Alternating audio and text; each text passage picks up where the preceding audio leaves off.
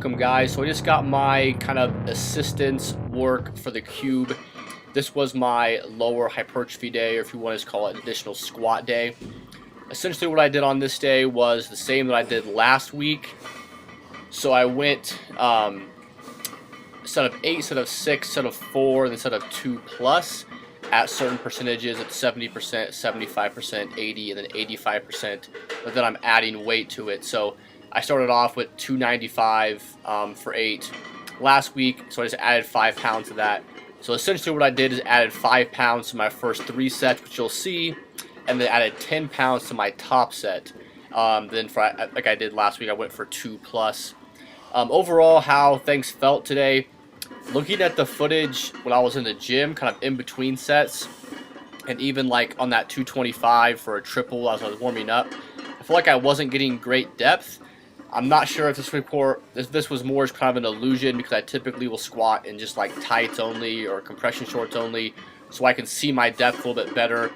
And now I've been squatting kind of in shorts again, so I'm not sure if that kind of again makes me perceive that my squats a little high because I have an extra layer there, or whatnot. But overall, I felt like most of my squats, I don't know how many squats I had today, but only like 1 or 2 I thought the whole day of the working ones were a little high.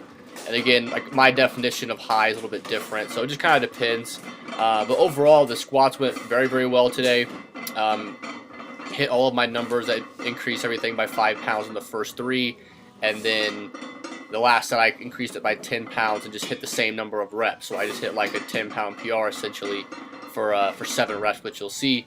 Not much else really can talk about. As far as like, you know, I've been dealing with some troubling pains and stuff like that. Nothing too serious. On this day, knees were pretty fine. Again, I've talked about this in my last 2 or 3 squatting videos, but I'm really trying to bring my elbows closer to my armpits. And what I did today was actually really try to focus on that even during the warm-up sets, even though I was like squatting the barbell and whatnot.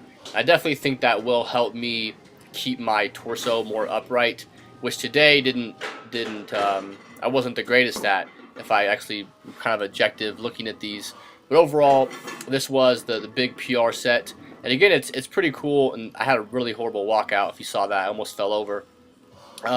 It's pretty cool too, because for a while what I was usually doing is, you know, my PR set would usually be like one of my first or second working sets of the day.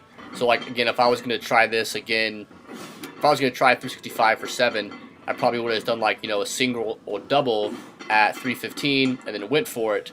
But opposed to what I've been doing the last 2, you know, assistant squat days, it's been pretty cool because I've been doing a legit 3 working sets. I'm definitely not fresh as I get up to this weight.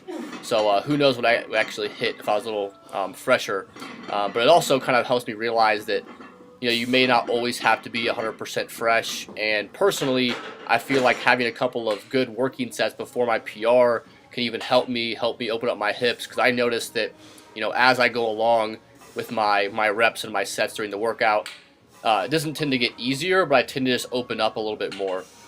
And then I try to manipulate this gym and with some sort of hip thrust, way to do a hip thrust, and I just couldn't do it. Everything was just falling over and crap. It was kind of irritating, but I ended up just doing Romanian deadlifts again today. I definitely need to hit some more hamstring stuff. So this is definitely my favorite, like pure hamstring movement, along with like just leg curls and glute ham raises and stuff like that. But what I'll also probably be doing with RDLs is doing a switch grip when it gets kind of heavy. There's only 165 here, but again, I haven't done this exercise in a while.